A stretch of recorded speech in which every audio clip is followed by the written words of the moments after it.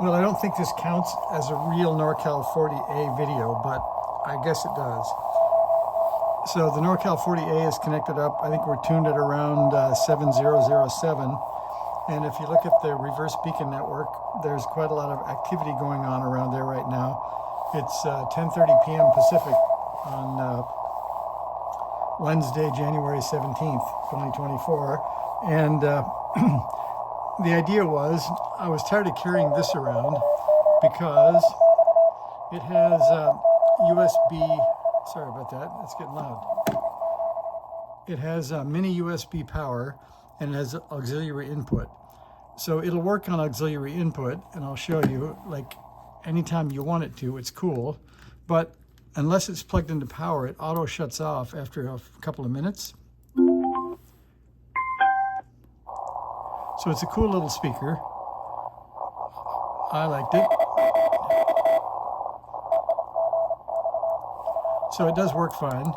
But in the car, if I want to have mini USB, I have to have a cigarette lighter and a 5-volt adapter and a cable, and it just is a lot of pain.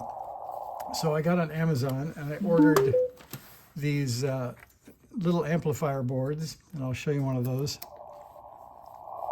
And you can see it does a fine job of replacing what is USB powered. And here's the board. I haven't opened this one yet. And they're really simple. They have a volume control. They have a little, I think it's an 1/8 inch stereo jack input, and they got little terminals on the output. And so my thought was maybe a wedge shape that would go underneath the NorCal 40 or whatever radio I'm holding, with a small speaker, this little amplifier, and then a Y connector for the power. So I wouldn't have any extra power wires or things hanging around the back of the radio. So it seems like it's going to work. I've got a cardboard box and I'm auditioning 2 speakers. This is one I just got from Amazon, and they look like this.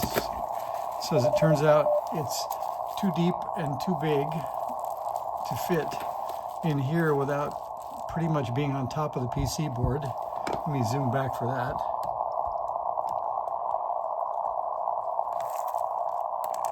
So here was the idea, was I thought maybe a top-mounted speaker, but if we look inside the NorCal 40A, there's not a lot of room once you get all the boards in there. So you can see that that's a little foam on the back so we don't short it out, but it's quite a lot above the board, or above the top of where the case would be. Or if you look at it this way, it hangs down quite a lot. So I don't think this is the solution. I was hoping it would be more low profile, like the one in the K2. So I may use one of those, but I think I actually have one spare. I'm not sure I want to cut the case of a NorCal 40 though. That's the hesitation. So I think it's going to be something that sits underneath or next to the NorCal 40 that holds the speaker, and maybe other things like a keyer, because I don't feel like cutting up the case. So vote if you have cut up the case or put a speaker in or used the speaker directly without a second amplifier on a NorCal 40A or B or 40.